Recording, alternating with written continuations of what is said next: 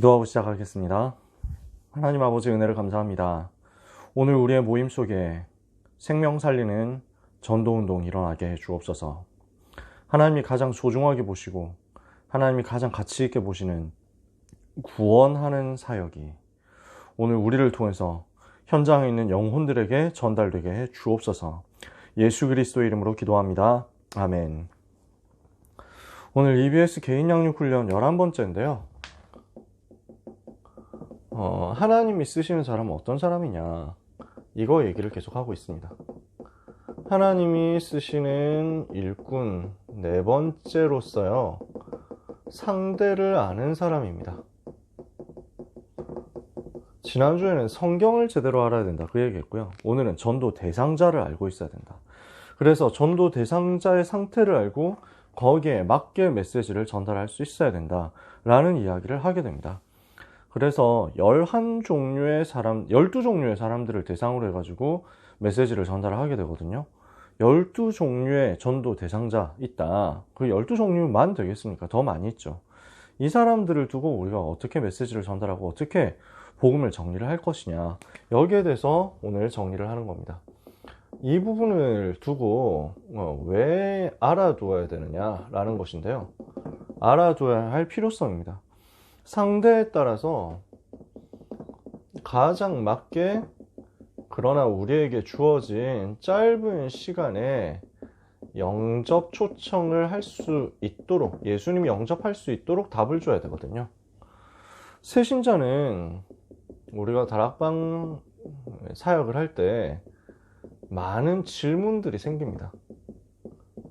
그래서 여러분이 질문 왔을 때 당황하지 말고 이 질문 속에서 정확한 답을 성경을 가지고 줄 수 있어야 되겠죠.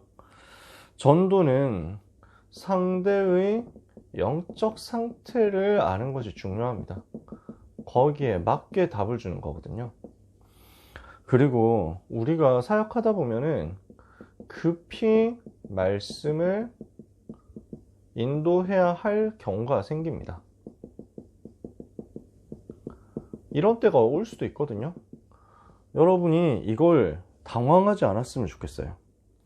우리 랩런트들 수준이 어떠냐, 저는 그렇게 생각합니다만, 갑자기 오늘 고등부 예배하는데 대표 기도를 해야 할 랩런트가 안 왔어. 그래서 오늘 알았으니까 그냥 뭐 넘어갈 수는 없잖아요. 그때 여러분 중에 아무나 오늘 대표 기도는 누구누구 랩런트가 해주시겠습니다, 이렇게 했을 때 전혀 당황하지 않고 나와가지고 쭉 얘기할 수 있는 정도 됐으면 좋겠다. 여러분 그 수준이시죠? 여기 있는 태림이, 성민이, 찬이 비롯해가지고 여러분은 그런 수준이 될 거라고 저는 믿고 있습니다.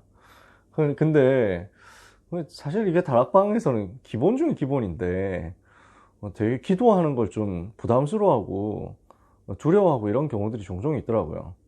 여러분은 아닌데. 그래서 좀 우리 다락방 자존심이 있는데 이런 생각이 막 들어요. 갑자기 기도하라고 해도 하는 거지. 저는 고등학생, 아버지가 뭐 이제 교회 개척하셔서 그때부터 이제 그 교회에서 헌신하고 심부름 하는데 중학생, 고등학생이었거든요. 근데도 갑자기 이제 주일 예배, 대예배 기도해야 될 일들이 생겨요. 왜냐면 이제 기도해야 될 집사님 뭐 못 오신다, 이런 상황 생기면 내가 하는 거야. 그냥 그렇게 훈련 받았어요.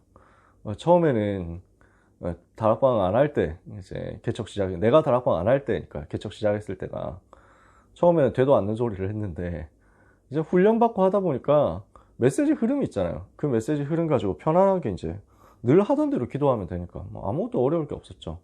지금도 마찬가지거든요. 언제든지 여러분 수준은 기도를 갑자기 해야 된다 했을 때 당황하지 않는 수준 말고요, 그 정도 수준 말고, 여러분 수준은 다락방 해야 되는데 오늘 다락방 인도하실 전도사님이 못 오시게 됐다, 선생님, 목사님이 못 오시게 됐다, 그때 당황치 않고 다락방 할 수 있는 정도의 수준이어야 된다.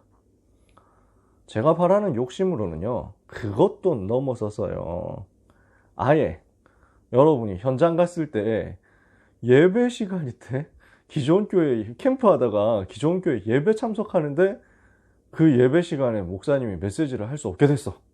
그때 여러분이 메시지 할 수 있는 정도였으면 좋겠어요. 가능하냐? 솔직히 쌉 가능이지. 왜 그렇습니까? 기초 메시지 하면 되거든요. 우리는 언제든지 메시지 준비되어 있는 거지.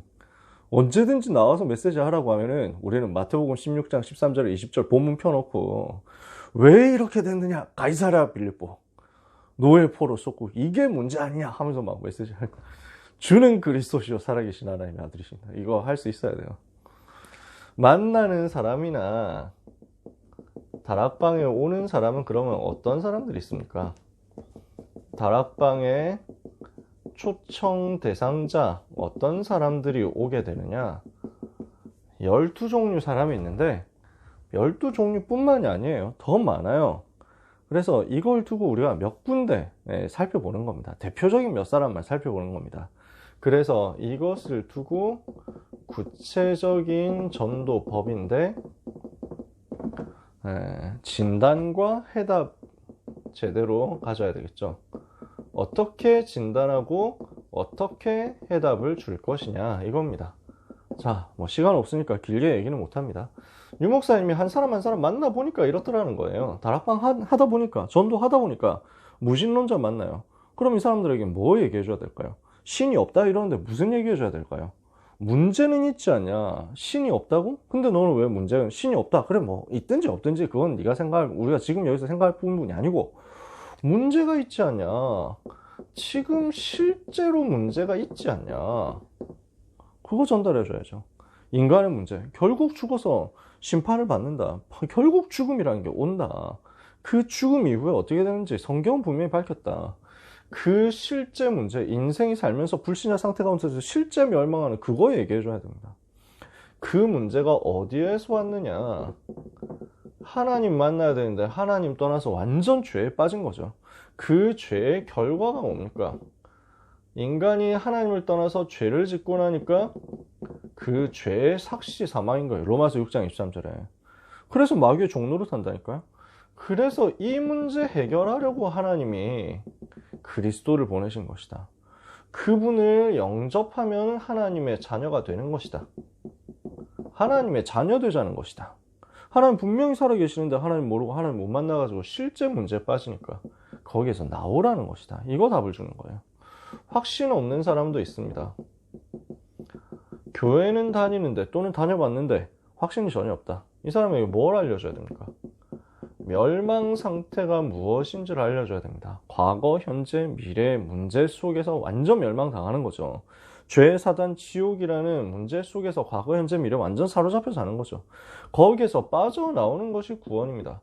과거, 현재, 미래의 모든 문제를 해결하신 분이 선지자, 제사장, 왕이신 그리스도시다. 그 예수 그리스도를 영접했을 때 하나님의 자녀가 되고 어떤 복을 실제로 받느냐 이걸 알려줘야 되는 거죠.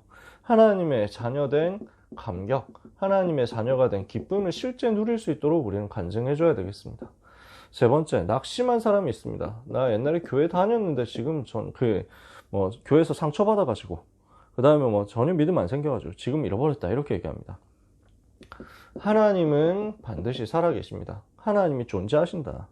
그 하나님이 나와 함께 하시는 것을 체험할 수 있다. 근데 그 사실이 안 되고 있다는 것이다. 하나님은 살아계시고 그 하나님은 우리와 동행하시는 살아계신 하나님이신데 실제로 나와 함께 하실 수 있는 하나님이신데 그분이 내가 동행이 안 되고 있다면 이유가 뭐냐? 결국 하나님을 체험 못했거든요. 하나님은 살아계신데 그분이 나와 동행하실 수 있는데 내가 지금 이 체험이 안 된 거예요. 왜냐? 그분이 내 속에 안 계시니까요. 예수님 영접 안 하고 교회만 다닌 거죠. 그래서 하나님을 정말 체험하려면 어떻게 해야 됩니까? 예수님을 영접하고 하나님의 자녀가 되고 흑암의 권세를 꺾고 성령의 인도받는 속으로 들어가라. 영적인 사실에 대해서 얘기를 하면서 영접할 수 있도록 알려줘야 됩니다. 그래서 어떻게 해야 돼요? 기도, 예수님 영접하고 하나님의 자녀가 되고 기도로서 성령 충만 받으면 하나님이 지금 살아서 나와 함께 하시고 역사하시는 것을 알 수 있죠. 예수님 영접해야만 생명이 있다는 사실을 알려줘야 되겠죠. 우상 숭배하는 사람 제사 무엇을 알려줘야 됩니까? 고린도전서 10장 20절에 이방인의 제사하는 것은 귀신에게 하는 것이고 하나님께 하는 것이 아니다. 귀신과 교제하면 어떻게 되죠? 영적 문제 올 수밖에 없죠. 이거 알려주는 겁니다. 뭐 우상이 뭐 다른 종교가 잘못됐다 어쩌다 이 얘기를 하는 게 아니에요. 귀신한테 시달린다는 거죠. 실제 귀신 들린 사람도 있습니다. 되게 고난당하는 사람도 있습니다. 왜 시작됐을까요? 창세기 3장에서 마귀의 말을 듣고 하나님 떠나서 시작됐죠. 예수님이 오신 이유가 뭡니까? 마귀의 일을 멸하기 위해서 오셨습니다. 그래서 성도를 부른 목적이 뭡니까? 그 권세를 우리에게도 주신 겁니다. 내가 너희를 주님이 제자들을 부르신 것은 제자들과 함께 있기 위함이요 또 보내사 전도도 하고 귀신을 내쫓는 권세도 가지게 하기 위해서였다. 그래서 이것 때문에 부르셨잖아요. 예수님이 오신 목적도 마귀의 일을 멸하는 것이고 신자에게 권세를 주신 것도 귀신을 쫓아내도록 하신 거니까. 그래서 예수님 영접하고 그 신분과 권세를 실제 얻으라고 답을 줘야 됩니다. 6번째, 질병 걸린 사람은 어떻게 합니까? 예수 그리스도 영접한 다음에 성령의 치료를 받아야 되겠습니다. 그 중에서도 불치병 걸린 사람은 어떻게 해야 되겠습니까? 같은 내용인데요. 질병이 어디서 시작됐어요? 하나님을 떠나고 나서부터 시작됐어요. 그래서 창세기 3장 16절에서 19절에 하나님 떠난 이후에 오는 것이 질병과 저주란 말이죠. 하나님 만나면 하나님과 함께 할 땐 이 문제가 없었단 말이에요. 하나님 떠나고 나니까 질병이란 문제, 죽음이란 문제 찾아왔단 말이죠. 그러면 이 질병의 원인이 뭐에 있습니까? 새생명 새생활에 보면 나와 있죠. 영적 치유가 필요합니다. 그리스도가 주인 되셔야 돼요. 마음의 질병 치유해야 됩니다. 그래서 상처 치유돼야 돼요. 예수님 영접하고 하나님의 자녀가 되고 상처의 복음으로 자꾸 상처의 각인을 복음으로 자꾸 바꿔주고 복음 각인으로 바꿔주고 그 상황에서 환경을 통해 역사하는 우상, 귀신의 세력을 무너뜨리고 영적 싸움 해야 돼요. 그리고 나서 정신과 육신 살리는 치유를 하는 겁니다. 요 5가지가 병들어 있으니까 불치병도 찾아오고요. 저주가 찾아오는 거죠. 그래서 우리에게 주어진 해결책이 뭡니까? 예수 그리스도를 영접하고 하나님의 자녀가 된 사람이 기도의 힘을 가지고 실제 성령의 역사 체험해야 되는 거죠. 그러면 질병도 이길 수 있다라는 것을 알려주는 겁니다. 8번째, 제가 지금 굉장히 빠르게 얘기하고 있죠. 왜냐하면 내용이 많으니까요. 우리에게 시간을 얻고. 율법주의자 어떻게 해야 됩니까? 되게 노력하는데 근데 사실 실제 고통당하잖아요. 예수님 이거 지적하신 거거든요. 수고하고 무거운 짐 지고 있는 것이다. 굉장히 열심히 하는데 이 사람들 율법주의자들은 믿는다고 되냐 열심히 해야지 라고 얘기합니다. 맞는데 사실은 계속 고난당하는 거죠. 이 사람들은 사실은 거짓말하는 겁니다. 안 되고 있는데 되는 척 하는 겁니다. 안 되고 있는데 겉으로는 훌륭한 척 하는 겁니다. 이 사람들한테 2가지 질문하는 거죠. 다 지킬 수 있냐? 근데 율법 다 지킬 수 있냐? 안 되잖아요. 다 못 지키잖아요. 근데 또 다 지킨다고 해결이 되느냐? 안 되는 거죠. 율법으로는 도저히 안 되기 때문에 하나님께서 우리에게 복음을 주신 것입니다. 그래서 이 사람들은 행위 강조하는 사람들이에요. 기독교인 중에도 있고 천주교인이나 다른 종교인 중에도 있습니다. 그래도 착하게 살아야 되는 거 아니냐? 예수 믿는다고 다 되냐?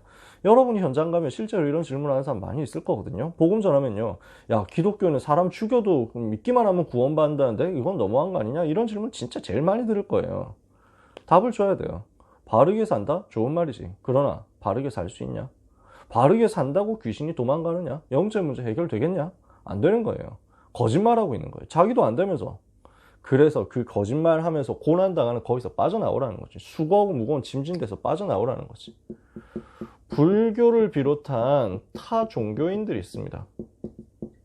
이 사람들에게는 어떤 답을 줘야 됩니까?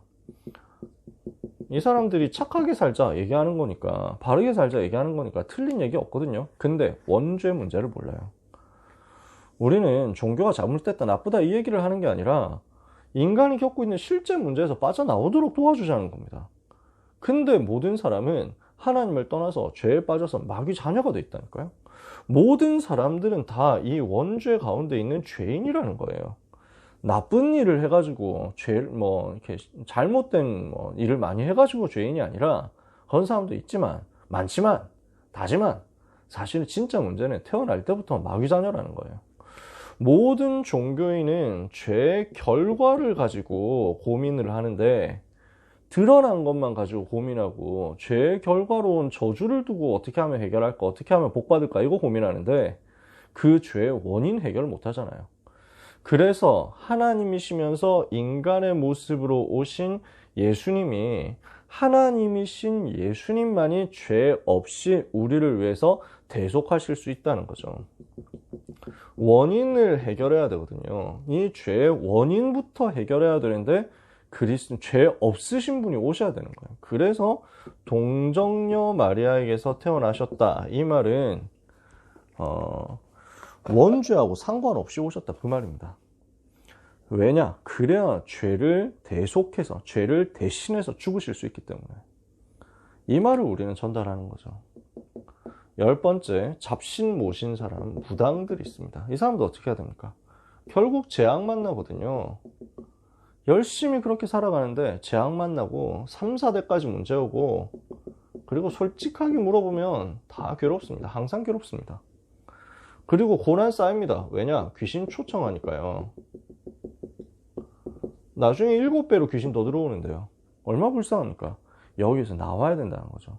얘기하면 나올 수만 있으면 나오는 얼마든지 가는데 솔직히 안 된다 이렇게 얘기하는 거죠.